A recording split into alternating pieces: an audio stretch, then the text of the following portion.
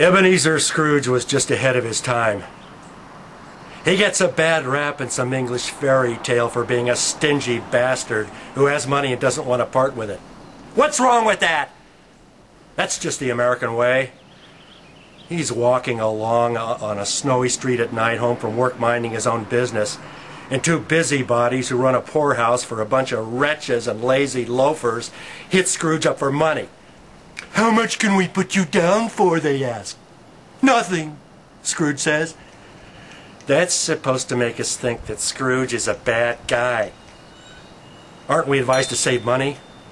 Aren't we supposed to contribute to 401k plans and sock it away for a rainy or a snowy day?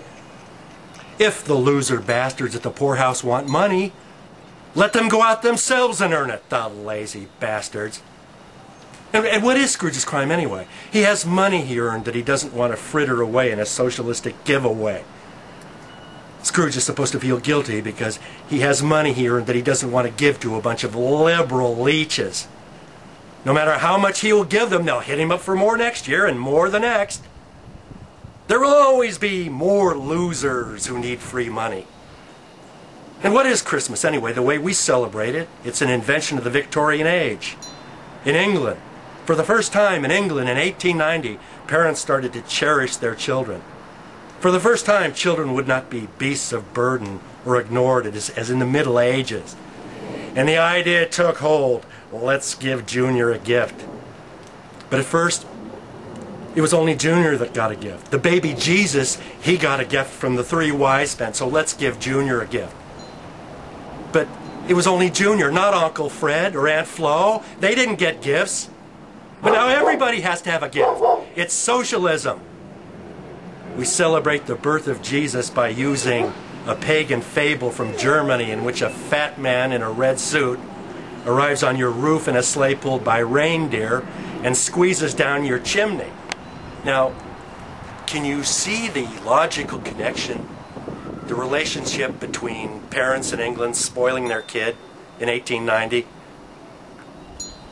and a fat man in a red suit from the pagan past and an obscure first century preacher in the Middle East during the reign of the Roman Emperor Tiberius? Doesn't it all make sense? Every year we spend at least $1,000 on this ritual, and if we don't have the money, we borrow it and go into debt in a society that tells us that debt is bad, but that really wants us to go into debt because the banks make interest off us and because we need it to pursue wars against small, impoverished countries in the Middle East, the home of the baby Jesus. And Scrooge wants no part of this. He says, "Humbug!"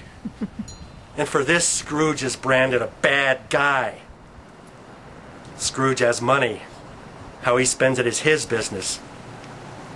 Scrooge is a good Republican. He wouldn't support socialized health care. He wouldn't support openly allowing gays in the military. What do they want to join the army for anyway?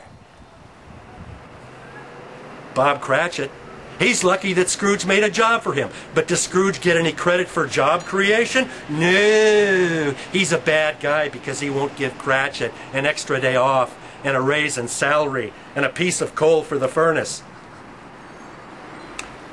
Scrooge is an environmentalist. He doesn't want to burn fossil fuels. And three ghosts come in the night and they tell Scrooge he's a bad guy. Ooh, they say, "You're a bad guy," even though there are robbers out there and murderers and child molesters and perverts and thieves and rapists and predators. And that's just those in the government. You're a bad guy because you won't give money to somebody who didn't earn it.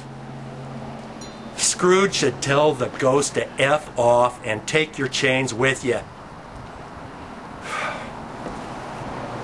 And he shouldn't have to buy a goose for Tiny Tim either. You want a goose, kid? Get a paper route. Scrooge is a good Republican.